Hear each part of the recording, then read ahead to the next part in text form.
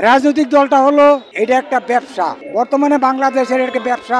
কারণ আমরা 8 ভাই, আমরাও 8টা দল খুলতে পারি। প্রত্যেকটা সরকার হচ্ছে সাম্রাজ্যবাদের দালাল। রাজনৈতিক দলটা হলো এটা একটা ব্যবসা, বর্তমানে বাংলাদেশের একটা ব্যবসা।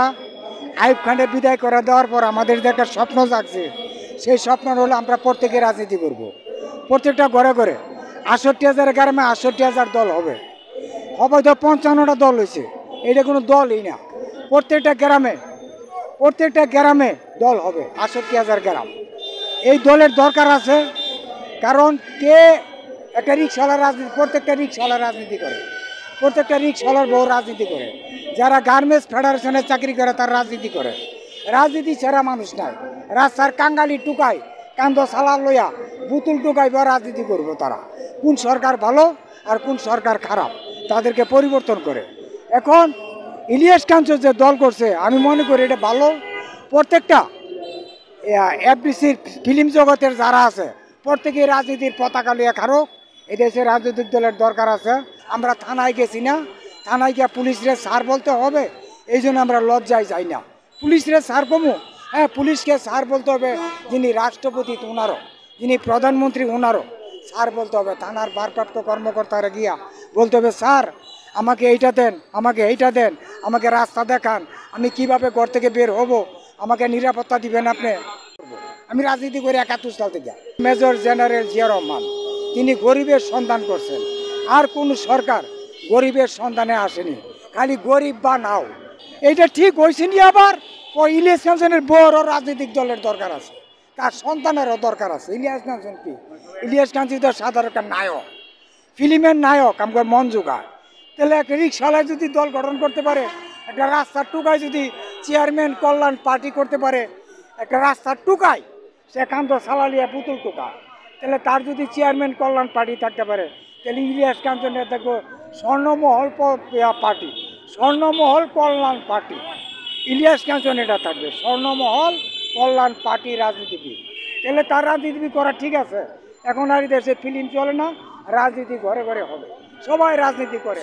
একটা গণতান্ত্রিক দেশে আপনার হলো যে দল করার অধিকার প্রত্যেক মানুষেরই আছে, প্রত্যেকেই খুলতে পারে।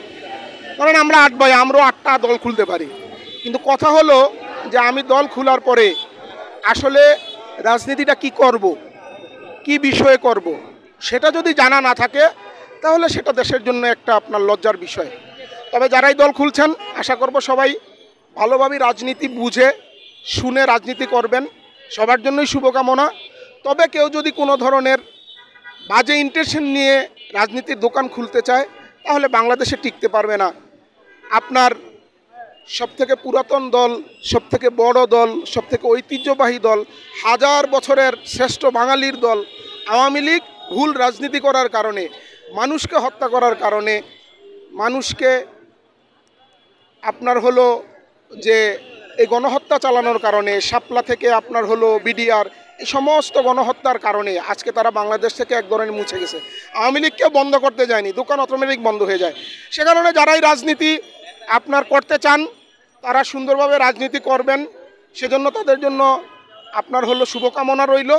তবে কেউ যদি রাজনীতি না বুঝে কারো কথায় অথবা কোনো আপনার ABCD অথবা ডিপ স্টেট যেটাই বলে কারো কথায় যদি রাজনীতি করতে আসে, তাহলে তারা টিকতে পারবে না। প্রত্যেকটা সরকার হচ্ছে সাম্রাজ্যবাদের দালাল।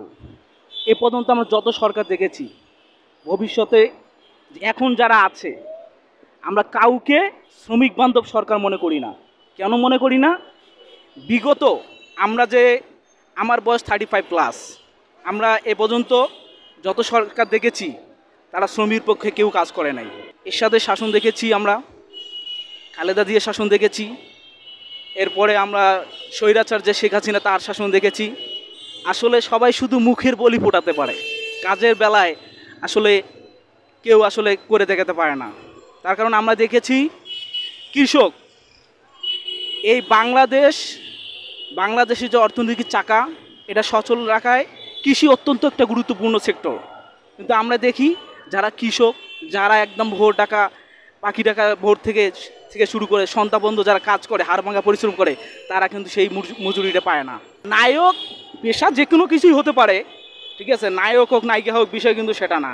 আমরা দেখেছি বিগত যারা নামধারী খেলোয়াড়, বিশ্বের অলরাউন্ডার, ঠিক আছে, তারা কিন্তু দেখা গেছে রাজনীতিতে এসে তারা রাজনীতির মাঠটাকে একটা ঘোলা করার চেষ্টা করেছিল। আমরা চাই সরকার যেই হোক, আমাদের তো ওটা নিয়ে কোনো মাথা ব্যথা নাই, সরকার যেই হোক আমরা চাই শ্রমিকের পক্ষে সরকার যেই আসুক, ডক্টর ইউনূস 5 বছর থাকুক 10 বছর থাকুক, এটা কোনো ম্যাটার করে না। আমরা চাই আমরা যারা খেটে খাওয়া মানুষ আছি, ঠিক আছে, তাদের দিকে যেন সবাই একটু সুদৃষ্টি দিয়ে তাকায়।